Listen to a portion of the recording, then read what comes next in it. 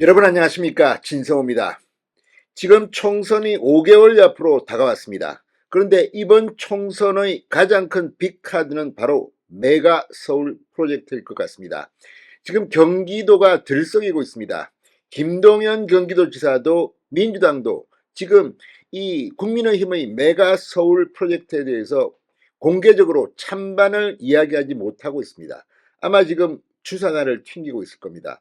그만큼 타결력이 큽니다. 10%만 마음을 돌려도 경기도, 서울 주변의 하남, 구리, 김포, 광명, 과천, 성남까지 다 뒤집어질 수도 있습니다. 그만큼 타결력이 큽니다. 자, 오늘 아침 이 국민의힘 성일종 의원을 비롯해서 오신환 오신환 전 의원 등 지금 일제히 마이크를 잡기 시작했습니다. 지금 이슈는 이걸로 넘어가 버렸습니다.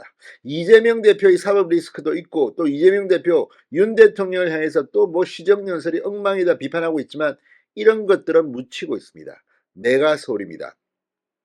자, 이 프로젝트, 이 서울을 더 크게 만든다.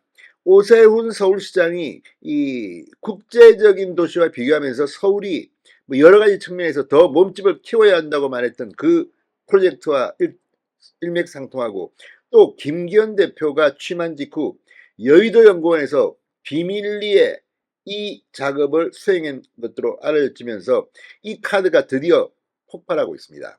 지금 민주당 거의 당혹감을 감추지 못하고 있습니다. 그만큼 이번 선거, 특히 지난 총선에서 이 수도권 경기도와 서울에서 국민의힘, 당시 미래통합당이 참패를 하면서 이렇게 의석이 됐는데, 이제 이걸 완전히 뒤집을 수 있는 가능성이 커졌습니다. 물론 너무 빨리 샴페인을 터뜨리면 안 됩니다. 그렇지만 분명 민심은 동요하고 있습니다. 그만큼 핵폭탄급 파괴력을 지금 보이고 있습니다. 진성호의 융단 폭격 시작합니다. 더불어민주당을 융단 폭격합니다. 방송에 앞서 아직 진성호 방송의 구독자가 아니신 분은 붉은색 구독 버튼 눌러주십시오. 더 좋은 방송으로 보답하겠습니다.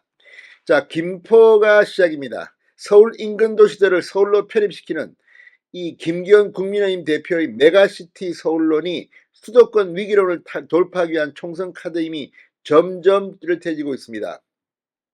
성일정 의원이 방금 전 YTN 라디오 뉴스킹 박지훈입니다에 나와 총선용이라는 민주당의 비판에 대해 민주당은 그런 얘기를 할 자격이 없다. 왜?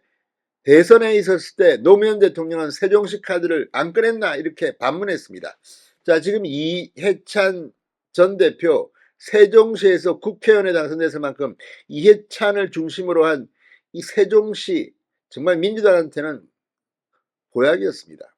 그런데 이걸 이제 국민의힘이 서울에서, 경기도에서 하겠다고 하니까 지금 벌벌 떨고 있는 것으로 보입니다. 성일종 의원은 저희 당이 이니셔티브를 주고 김포에 대해서 서울로 편입하는 걸 들고 나오니까 굉장히 당황하시는 것 같은데, 아니 세종시도 그렇게 꺼냈던 정당이 저희 당이 이런 카드 꺼냈다고 그래가지고 비난한다고 하는 것은 앞뒤가 맞지 않다. 자기들이 하면 옳고 저희 당이 하면 잘못된 것이냐고 비판했습니다. 자, 서울시 정무부시장 출신인 오세훈 서울시장 최측근 오신환 전 의원, 오늘 SBS 라디오 김태현의 정치쇼에 나와 제가 정무부시장을 하면서 서울이 꿈꾸는 여러 가지 정상적인 부분들 속에서도 상호 윈윈할 수 있는 그런 시너지를 낼 수 있는 조건을 김포가 가지고 있다고 생각한다고 찬성 입장을 밝혔습니다. 특히 오세훈 시장이 추진하고 있는 그레이트 한강 사업과 관련해서도 지금 여의도에 서울항이 준비되고 있지 않나. 서울이 김포를 편입하게 된다면 해양도시의 글로벌 도시로 외부로 뻗쳐나갈 수 있는 그런 토대와 기반이 마련된다. 그렇기 때문에 나름의 큰 의미가 있다고 말했습니다. 이거는 중요합니다. 지금 김포 프로젝트. 자, 만약 김포가 서울시가 된다면 이제 서울시는 바다를 끼는 해양도시로 변합니다. 한강이 이어집니다. 이거 엄청난 여러 가지 아이디어를 낼 수가 있습니다. 그래서 김포가 1순위로 지금 서울 편입 가능성이 높아지고 있는 것으로 보입니다. 지금 이 메가 서울론, 이거 상당히 오랫동안 준비한 것으로 알려졌습니다.